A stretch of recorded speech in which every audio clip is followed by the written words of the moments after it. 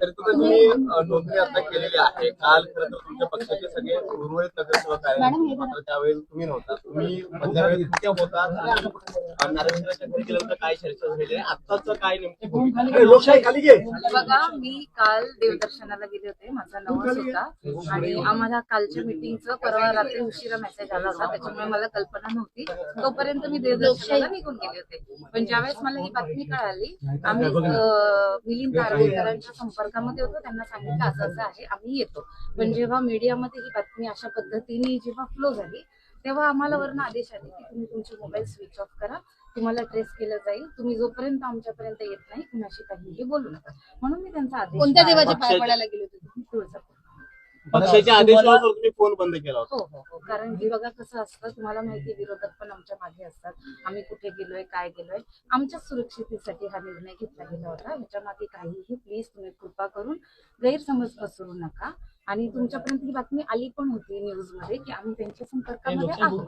पण आम्हाला त्यांनी सर्व एवढे प्रश्न विचारले, आधीच तुम्हाला आम्ही काय कमेंट करणार ना, हे तुम्ही समजून घेतलं पाहिजे. जोपर्यंत आम्ही पक्षाजवळ येत नाही, आमच्या घरात येत नाही. मग रात्री आम्ही नार्वेकरांच्या घरी गेलो, तिथेच राहिलो. मग आम्हाला अजूनही मोबाईल ऑन करायची परमिशन भेटलेली नाहीये. आता माझी कोकण भवनामध्ये सही झाली आहे. आता मी संपर्कात आहे.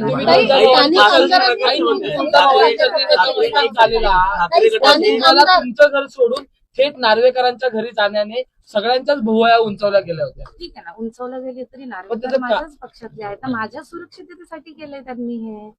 तुम्ही बघा ना, जर न्यूज मध्ये माझं नाव सगळीकडे झळकतंय तर माझी सेफ्टी इम्पॉर्टंट नाही आहे का माझ्या पक्षाला? मग ते तेच पाऊल उचलणार ना. स्थानिक आमदारांनी तुमच्याशी संपर्क साधण्याचा प्रयत्न केला? बिलकुल नाही, हे सगळे अफवा आहेत. बघा, आपण जिंकून आलोय तर विरोधकांना काहीतरी संधी हवीच असते आपलं नाव बदनाम करायला. बस एवढं सिंपल नाही, खरं तर 65 नगरसेवक आहेत तुमच्या पक्षाचे, मात्र उर्वरित 64 नगरसेवकांच्या बाबतीमध्ये एवढी खबरदारी घ्यावी लागली नाही पक्षाला. तुमच्या बाबतीत ती खबरदारी जास्त घ्यावी लागली असं वाटतं? मला नाही असं वाटत. बघा, सगळेच इम्पॉर्टंट असतात पक्षाला, मी एकटीच नाही. आणि ठीक आहे, मी मागे राहिली होती. 2 दिवसापूर्वी जर मेसेज आला असता तर मीही बाहेर नसती गेली. अचानक मेसेज आला गेला, त्याच्यामुळे हा प्रॉब्लेम झाला, जो पक्षाने समजून घेतला. त्यांना आमच्यावरती विश्वास आहे. मग आम्हाला बाकी कोणाला. पण मधल्या काळात तुम्हाला दुसऱ्या कुठल्या पक्षाकडून संपर्क झाला होता का? किंवा तशाबद्दल काही एवढी खबरदारी जर घ्यावी लागते तर त्याच्याबद्दल काही दबाव घ्यावी लागते. आणि ह्याच कारणासाठी माझा फोन स्विच ऑफ करण्याचे मला आदेश होते. खरं तर तुम्ही खूप शेवटच्या क्षणी तुम्ही या शिवसेनेमध्ये दाखल झाल्या आणि त्याच्यानंतर तुम्ही त्या ठिकाणाहून निवडणूक लढवून, त्यामुळे अनेक प्रश्न उपस्थित केले जातात. कारण ह्याच्या मागे माझा इतिहासच आहे.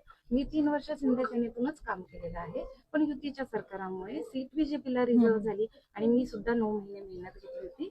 आणि उद्धव साहेब ठाकरेंनी माझी मेहनत ओळखली. त्यांनी जाणलं की हे विनिंग सीट आहे, त्याच्यामुळे त्यांनी मला संपर्क केला आणि अगदी शेवटच्या 1 दिवस आधी मला तिकीट मिळालं.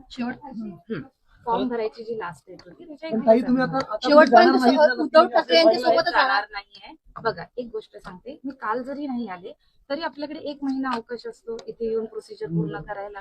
हे तर बरोबर आहे की नाही? मग मी अजून लेट येऊ शकत होते ना. महापौर बसायला सुद्धा वेळ आहे. मी लगेच का आली तातडीने? कारण की हे गैरसमज नको. आणि मला असं वाटतं की माझ्या पक्षाला ह्याच्यासाठी माझ्याबद्दल कोणाला एक्सप्लेनेशन द्यायला नको. समजलं? नरेश मस्के बोलताय की तुम्ही निवडणुकीच्या आधी संपर्कात होते. कुणाच्या? नरेश मस्के नाही.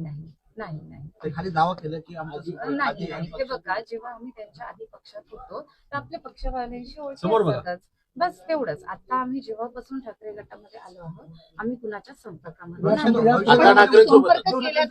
करण्याचा प्रयत्न झाला का? नाही.